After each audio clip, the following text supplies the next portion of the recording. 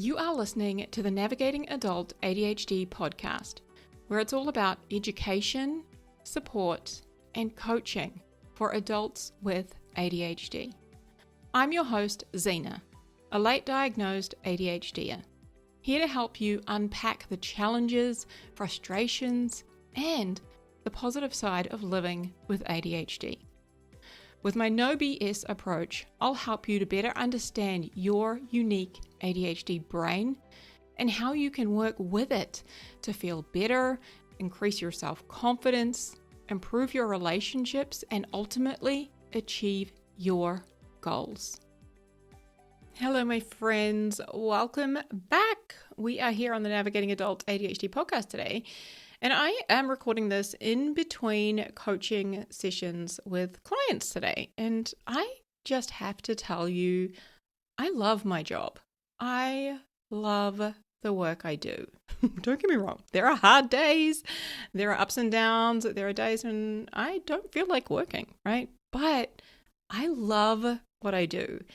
And I just don't think that we hear that enough. So I wanted to verbalize it. I love what I do.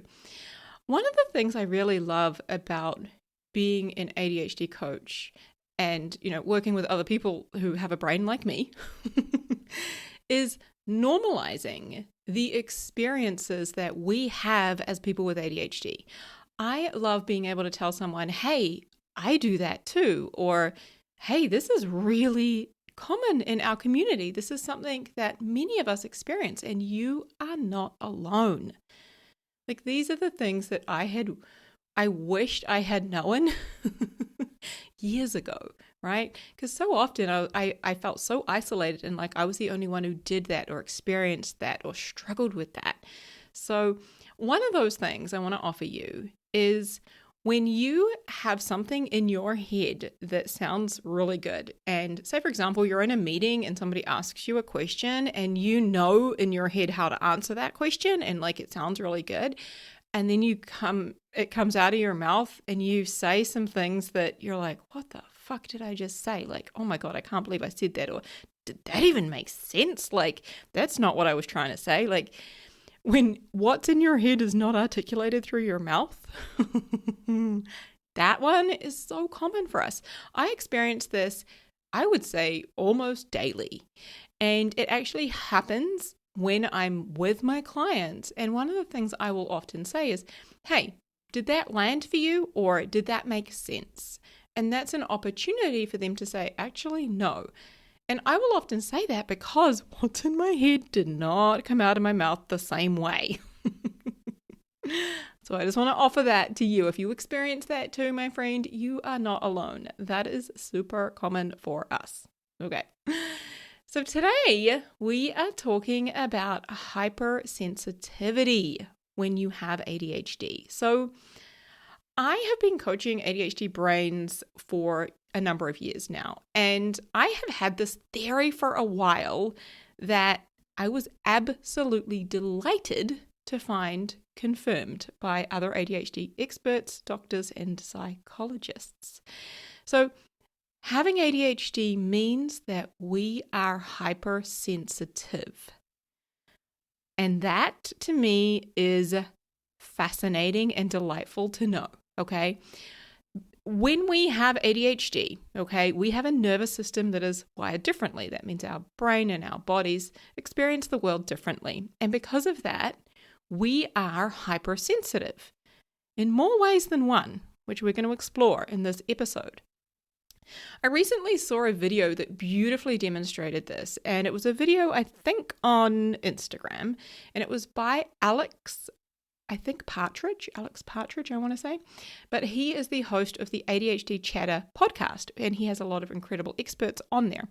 And he made this video that I watched, and what he had done is he had a regular balloon, okay? He was holding a balloon in one hand, and then in the other hand, he had a balloon that was covered in duct tape, okay? And the balloon, the regular balloon without the tape, was in place of a neurodivergent person. So a person with ADHD was the regular balloon. And then a neurotypical person was the person who was covered in duct tape. And he got a pin, and he demonstrated that when you touch the pin to the balloon covered in duct tape, right? Like that is a neurotypical person, right? They're not so sensitive. They're not going to feel that as quickly or as intensely as a person with ADHD. And then if you get that pin and you rub it on that balloon without any duct tape, very quickly it's going to respond and it's probably going to pop, right? I think that visual beautifully describes the differences between a neurotypical person and a person with ADHD. Not that we're going to explode, okay? Maybe not that part. But it just shows that we experience the world differently and our world is more sensitive. So my guess is that you too have probably heard some of the following. You're too sensitive. Toughen up. I can't believe that bothers you. And why do you take things so personally? Yeah, my friend, I have heard it too. All of it. And let's be honest, like it can be pretty hurtful when people say those things, knowing that they don't mean them in a positive way. So hypersensitivity is often referred to as HSP, which stands for highly sensitive person. And this is something that originally came onto my radar a number of years back when I stumbled upon the book, The Highly Sensitive Person, which is written by psychologist and psychotherapist Elaine Aron. Okay. And it's a great book and I'm going to reference it throughout today. It is also mentioned in Gabor Mate's work and the book, I believe, is it Scattered? Yeah, the book Scattered. He also references it in his work there. So what does it actually look like to be hypersensitive and how will we see this in our lives? So first of all, we have sensory sensitivities. So you might only wear cotton and hate wool because you can feel those itchy fibers on your skin. Or maybe you can feel every single tag in your clothes and you have to cut them all out. It could be that certain sounds will be really horrible. So perhaps like the checkout beeps. One of my friends, she said the checkout beeps are just like nails on a chalkboard for her. It could be the sound of somebody chewing. Sometimes that one gets me. I can just hear my partner chewing and I just kind of want to punch him in the face. I love him, but when he's chewing and I can hear it. And the wild thing is like I can't always hear it. I don't always pay attention to it. But when it comes on my radar and I can hear him chewing, I just need to take myself away. And it could be the sound of like loud breathing or snoring. Certain sounds will be really difficult for your brain potentially to process. And it might be bright lights or like flickering lights. That could be your equivalent of like nails on the chalkboard. It might be people jiggling their leg, like tapping their leg up and down. I know for me, when my partner gets his 2 thumbnails and he just like, I'll try and do it in the mic, but he goes, like he's clicking his thumbnails, like kind of up and down on one another. And like it just, like my skin crawls. That's what it feels like. It feels like my skin is crawling when he does that, right? Now, these are things that don't bother other people, but we are incredibly sensitive to them and highly aware of them bothering us, making us feel like our skin's crawling, right? Making us feel very uncomfortable. Another one I noticed a few years back is that I can't wear fake gold or fake jewelry around my neck. Now, I can wear fake earrings, no problem, right? Doesn't upset my ears, don't even notice it. But when I put a fake gold chain, for example, around my neck, I can feel it. I know this sounds wild and weird and you might not believe me, but I can feel like this energy, this fakeness. I don't even know how to describe it, but I can feel it on my skin, and it doesn't even have to be touching my skin. It can be on a t-shirt and I can feel it. How weird is that, right? Like sometimes we can't explain it, but I just can't.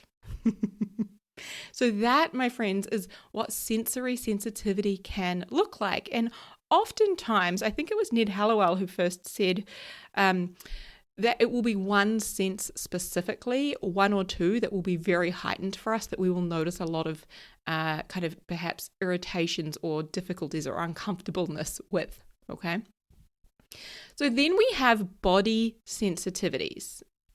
So you are more likely to have asthma or eczema and allergies. I know for me, I experience eczema and psoriasis and other kind of rosacea, like other skin kind of challenges. We are more likely to experience that. We're also more likely to experience IBS, which is irritable bowel syndrome, or other gut-related issues. Another one which is super fascinating when we talk about body sensitivities is and I don't know if I'm saying this right, but I'm going to try, okay? Ehlers-Danlos syndrome. And that is spelled EHLERS-DANLOS. I'm spelling it out in case you want to Google it, because I do not know if I'm saying it right. But Ehlers-Danlos syndrome. So what that is I think it was, my friend who is a chiro actually brought this on my radar when I started seeing her for neck pain. And she said that my joints are actually incredibly flexible. And she said that this is very common for people who are neurodiverse. And it's part of having a sensitive body. So what it is it affects our connective tissue. So primarily the skin, the joints, and the blood vessel walls. So symptoms could include having like overly flexible joints, right? If you're a person who can like click all of your, click your fingers and your toes and your neck and all the things. I've got a friend who does that and it freaks me out. But if you can do that, right? If you are, overly flexible to the point where you could possibly dislocate, if your skin is translucent or elastic, or if you bruise super easily, those are some common symptoms of that. So that is body sensitivities. And then we have emotional sensitivities. So we know as people with ADHD, we are prone to experiencing RSD, rejection, sensitivity, dysphoria. So that could look like your boss making an unkind remark towards you in front of your coworkers, and that has you, ending up in tears. Whereas somebody without ADHD might just, let that comment roll off. There's that saying like water off a duck's back. I've never experienced that water off the duck's back, but whatever. You know that saying, right? It could be another thing is that we also feel our emotions more deeply. So when we talk about emotional sensitivities, right, there is the RSD element, right? So that is us experiencing the rejection, the criticism, and the failure at a very intense level, which may even lead us to avoid certain situations or environments. But also we feel our emotions more deeply and more intensely than people without ADHD. Okay. So we are sensitive to information coming into our brains. Now, Ned Hallowell, I'm going to quote him. He says, just as we have trouble filtering what goes out, right? Sometimes I used to say, my filter is broken. Right? I used to say that because I would just blurt something out without necessarily thinking, right? So just as we have trouble filtering what goes out, we also have trouble filtering what comes in. So as we know, our ADHD nervous system picks up more signals and stimulation from the world around us, and we have to register all of that and process it and put it through our brain's filter, right? We take more information through our nervous system than the average person, right? We can register more than they can, right? I once heard this story during a talk I was giving. And after the talk, I usually do a Q&A. And this man said that he had a grandchild. And one time they were all sitting at the table having dinner. And his grandchild, who I think was around about 4 or 5, got really, really upset. And when he was asked why he was upset, he said, I can hear the fly walking on the window. And behind where he was sitting, he couldn't actually see this because it was behind him. Behind this little boy, there was a fly walking up the glass window that they could see. And that to me was like, wow, that demonstrates just how sensitive our nervous system can be, that we can hear things and feel things that a lot of people around us don't register. So hypersensitivity is a large part of why we have a greater tendency to become overwhelmed or overstimulated.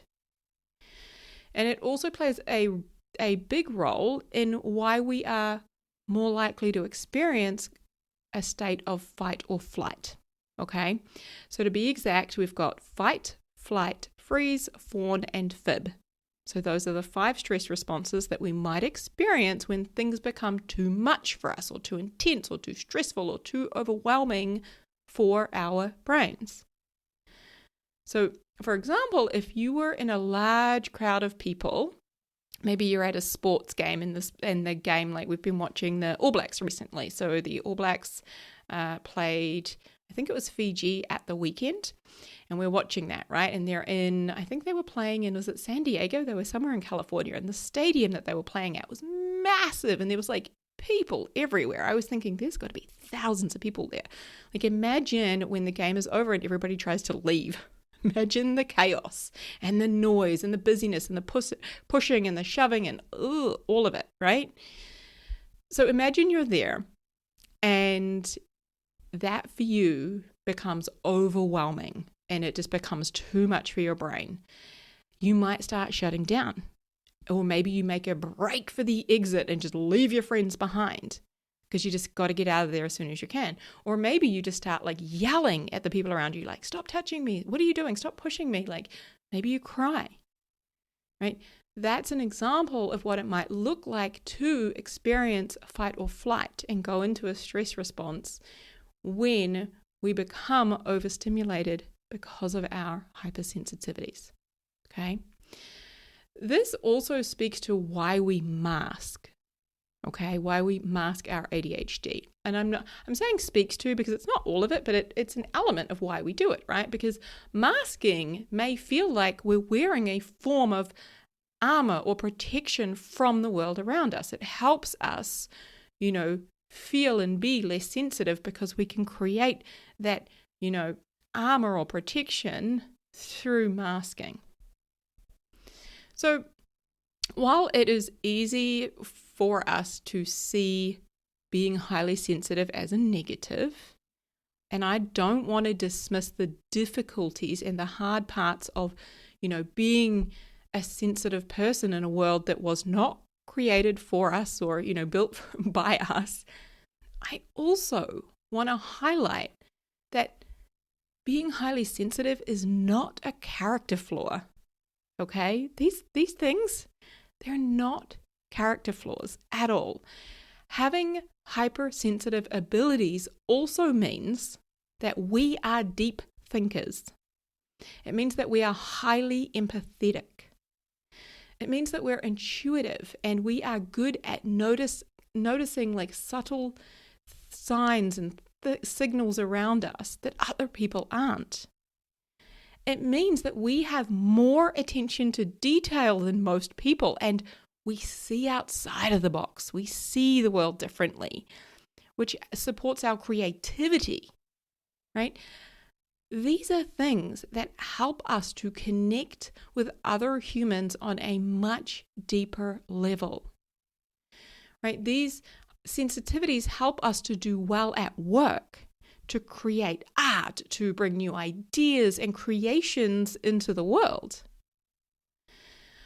I'm going to share with you something I found when I was doing a bit of research for this episode. I found an article online, which I will link to in the show notes of this, that beautifully articulates hypersensitivity. Okay, so let me read this out. One of my favorite Superman moments is when in a Man of Steel, right, that movie, Man of Steel, a young Clark Kent first discovers his heightened senses. He can hear every faint noise in the classroom, even something outside of the building. He can hear it all. He can see people's insides. He can see their bones, their blood vessels, and their organs. Overwhelmed with all the impressions, he runs away and locks himself in a supply closet. It's not until his mum arrives and tells him, Clark, make the world small, that he finally manages to focus on one thing, to calm down and to get his senses back under control. Though we don't have literal superpowers, about 15 to 20% of us can be described as highly sensitive. This trait too comes with its advantages and its drawbacks. And in the book, The Highly Sensitive Person by Dr. Elaine Aron, she helps us to understand and manage them so that we can thrive in a world that's not exactly designed for us. Okay, that was a little snippet from this article online that I will link to in the show notes, but I love the description of Superman having these abilities and these senses that come with both positives and negatives, right, that have to be managed in order for him to thrive. So just like with ADHD, right, ADHD is something that we need to manage. Hypersensitivity must be managed in order to thrive, right, in order to let the positive elements shine through. Now, I have learned to do this, and so can you, right? So I'm going to talk you through 6 of the ways that I do this that you can practice too. Before we do that, I want to share the words of Dr. Elaine Aron. And she says, when you know that you are highly sensitive, it reframes your life. Knowing that you have this trait will enable you to make better decisions. Sensitive people have to live differently in order to be comfortable. So, let's talk about how we can help ourselves to be more comfortable and thrive. All right, so number 1, accept your sensitivity. Okay? You can argue with it all you want, but I mean, when you argue with reality, you lose. So, when we know and understand what it means to be hypersensitive, we can begin to accept our differences rather than beating ourselves up for them and trying to force ourselves to be different, okay? Instead, we can choose to accept, hey, like, this is how the world works for me. So I can either beat myself up for that and try and force myself to change, or, which is impossible, or I can accept that this is how I am in this world, and I can kindly and lovingly support myself and learn to work with these things, right? Therefore, honoring my sensitivities. Okay, so number 1, acceptance, my friend. Number 2, prepare. So when we talk about preparing, that could look like carrying headphones and earplugs and sunglasses and keeping those in multiple places, okay? So in your car, for instance, like I leave them in multiple bags. I generally have like 2 different handbags, a small one and a big one. So I've got sunglasses in each one, I've got earplugs in each one, and generally I've got headphones in each one, right? Carry with you things that help you with the sensitivities that you may have challenges with. So if it is specifically sound or light, headphones is great. Earplugs, great. For me, I also like blankets for the weight and the warmth and the texture, so really soft, fluffy blankets. So I have them sprinkled throughout our house, right? There's one in the bedroom, one in the lounge, there's one here in my office. And I will literally have them on my knee when I am working because that for me is really comforting. That helps me to provide a certain level of comfort that I like. So number 3 is creating space. So when I know that I'm likely to experience a situation that will be overstimulating or potentially overwhelming, I will deliberately create space after those events and be very intentional about getting space during those events too. So for example, I have an upcoming keynote that I will be delivering and it's at a conference and I'm like one of the last speakers and I want to attend the conference. It's all about ADHD. So I will be getting there early in the morning, probably about 8:30, and I don't speak until I think about 2-ish. And it's about knowing that that is a room that is going to be busy and noisy. We're indoors all day and there's a whole bunch of ADHD people, right? And I'm going to be excited and meeting all these new people. Like that is going to potentially be an overstimulating situation. And it's also going to require a lot of me when I have to get up and speak and stand on a stage. And I'm not like I'm going into an environment I've never been in, it's in a school, I believe. It's in a place I haven't been to with a venue I've never looked at, is what I'm trying to say. So all of that can potentially be overwhelming and overstimulating. So I have literally carved out, this happens on a Saturday, I have the Sunday off and I'm in a hotel with my partner and I'm taking the Monday off the work as well, so that I can have this kind of space to allow myself to kind of re-energize or unwind, whatever you want to say, after that event, knowing it's going to be a lot for my brain to kind of process.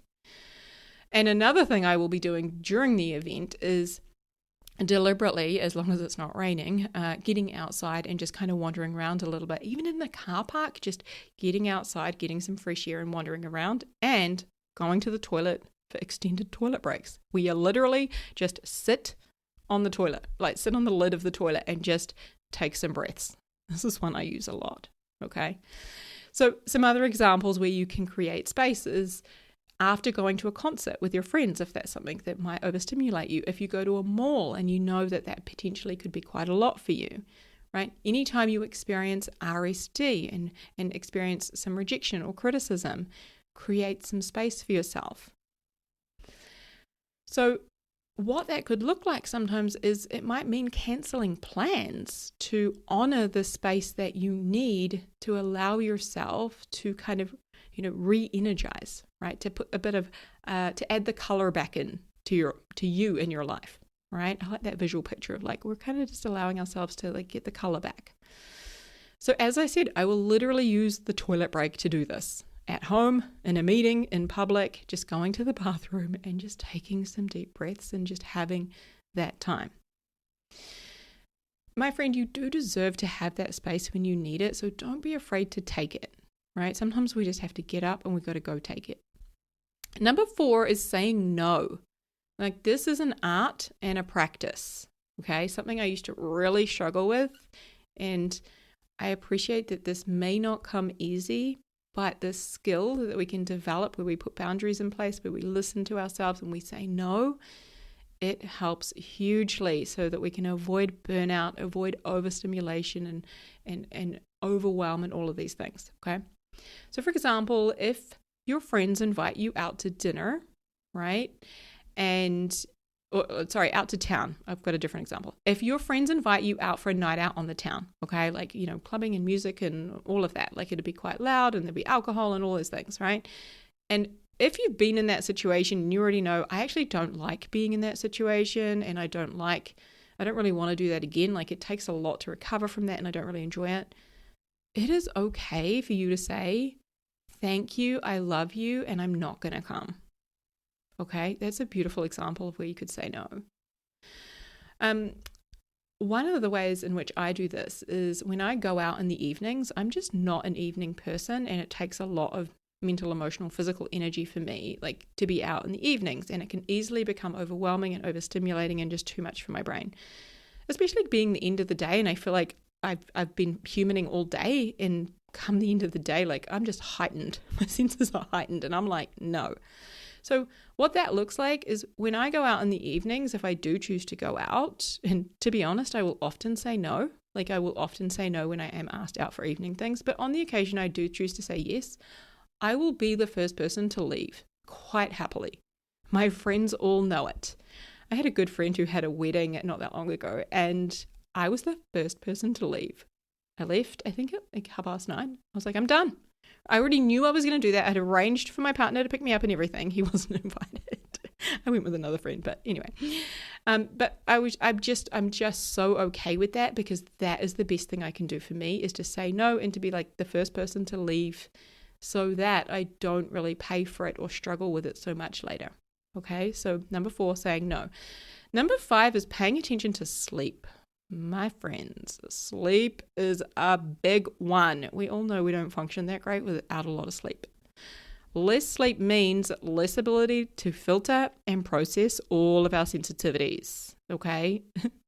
It's like taking the intensity of every life experience and dialing it up, right? Just like turning music up really, really loud on a dial. When we've had a lack of sleep, that's what happens to all of our sensitivities, right? The emotional sensitivities, it also experiences like our body. It changes the way our body processes things when we've had less sleep.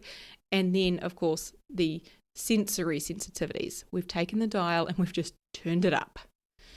So if you have had less sleep, is there something you can do differently today? Can you dial back what you were going to do, reschedule some things? Can you avoid, having that difficult conversation with your colleague for the next day? Can you kind of switch that to another day? Can you, not go to that busy venue like you were going to go to the mall after work to grab some stuff? Instead of doing that, perhaps can you do it the next day? Can you avoid some loud environments, right? When we have had less sleep, if we can just be really kind to ourselves and appreciate that this is just going to make, being a highly sensitive person and thriving with ADHD, it's going to be more difficult on the days we've had less sleep. So can we lessen our load today and allocate some things to another day if possible? Okay, give ourselves a little bit of space. Number 6 is checking in regularly. I am big on this one, checking in with myself. I'll often do it when I go for a walk.